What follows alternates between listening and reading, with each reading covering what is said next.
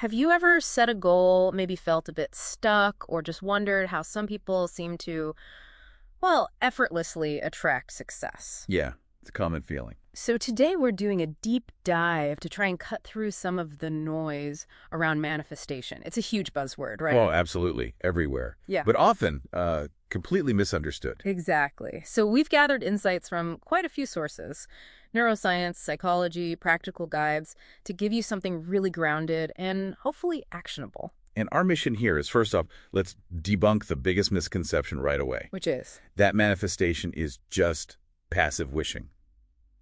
Sit back, think positive thoughts, and poof, everything you want just appears. Right, the sort of cosmic ordering idea. Exactly. And our sources are really clear. Yeah. It's just not that simple. It's not passive at all. Okay, so if it's not wishing, what is it then? What's the active part? How does this actually, work according to what we've found? It really demands active participation, Yeah. consistent effort.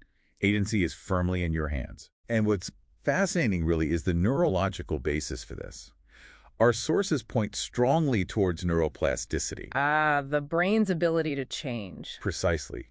Your brain can literally rewire itself.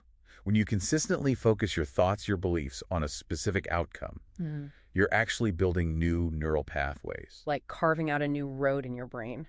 Sort of, yeah. Creating a mental highway towards what you desire. So your thoughts are physically changing your brain structure. That's so. Oh, well, that's a pretty powerful idea. It is. But how does that brain change translate into, seeing results in the real world? The sources mention something called the reticular activating system, RAS. Yes, the RAS. Think of it like your brain's internal filter.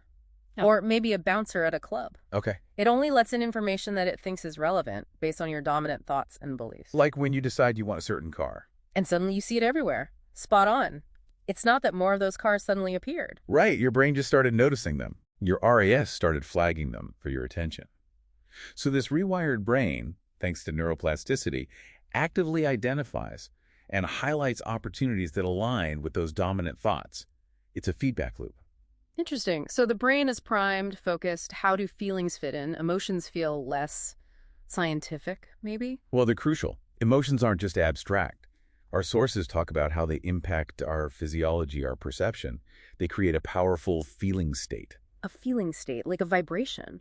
You could think of it less like a literal vibration, perhaps, and more like a tuning fork for your focus.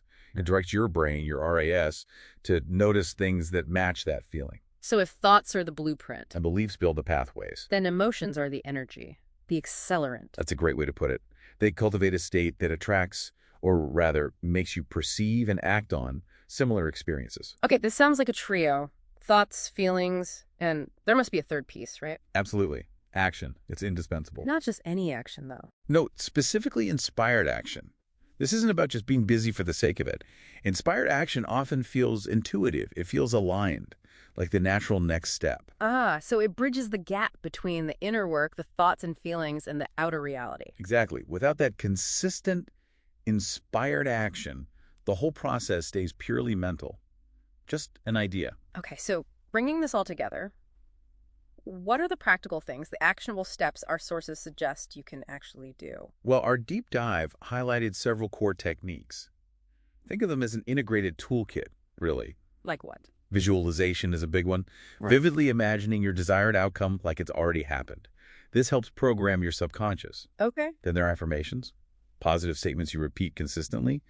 These help reprogram limiting beliefs that might be holding you back. It makes sense. What else? Gratitude. Practicing gratitude actively shifts your focus from what you lack to what you have, from scarcity to abundance. This directly impacts that feeling state we talked about. Right, lifting the emotional baseline. Precisely.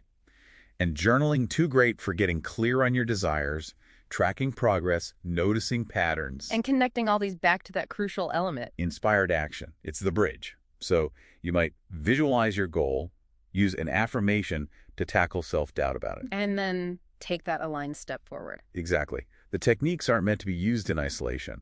Their real power comes when you combine them synergistically. They build on each other. No, it sounds powerful, but let's be real, it's probably not always smooth sailing, right? What about obstacles? Oh, definitely not always smooth. Mhm. You will encounter internal obstacles, things like limiting beliefs popping up, self-doubt creeping in, maybe impatience. So what do you do then? Are those signs it's not working? Not at all. Yeah. Our sources actually frame these not as roadblocks, but more like diagnostic tools. Diagnostic tools, how so? They show you where your deeper subconscious programming might still be misaligned with your conscious desires. They highlight areas for personal growth. Okay, that's a helpful reframe. What about common myths? Things people get wrong. Well, we covered the biggest one, passive wishing. That's myth number one. Right. Another is that it's instant gratification. It's not. It requires patience, persistence, growth. It's a journey. What about the idea that it's selfish? Just focusing on getting what you want. Yeah, that comes up.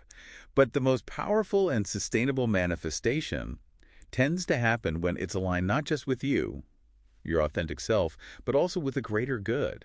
It's not inherently greedy. And the idea that you have to ignore your current reality, pretend problems don't exist. No, that's another misconception. It's about acknowledging your present situation, sure, Yeah. but consciously directing your energy, your focus, your actions towards the desired future you're creating, not getting stuck in the now. Okay, so you understand the theory, the techniques, the potential pitfalls. How does this actually play out across different parts of your life, like career, relationships, health? What's really interesting is the interconnectedness. Our sources emphasize this. How so? Manifesting something in one area, say improving your health and energy, Hmm. that naturally creates ripple effects. Like having more energy gives you more capacity for your career. Exactly. Or better emotional regulation from inner work improves your relationships. It's holistic. Success in one domain can genuinely catalyze breakthroughs in others. The key is that alignment with your authentic self. So if we were to really sum up this whole deep dive, what's the final takeaway, the ultimate message about manifestation? I think ultimately it's understanding that manifestation isn't a magic trick or a one-time event.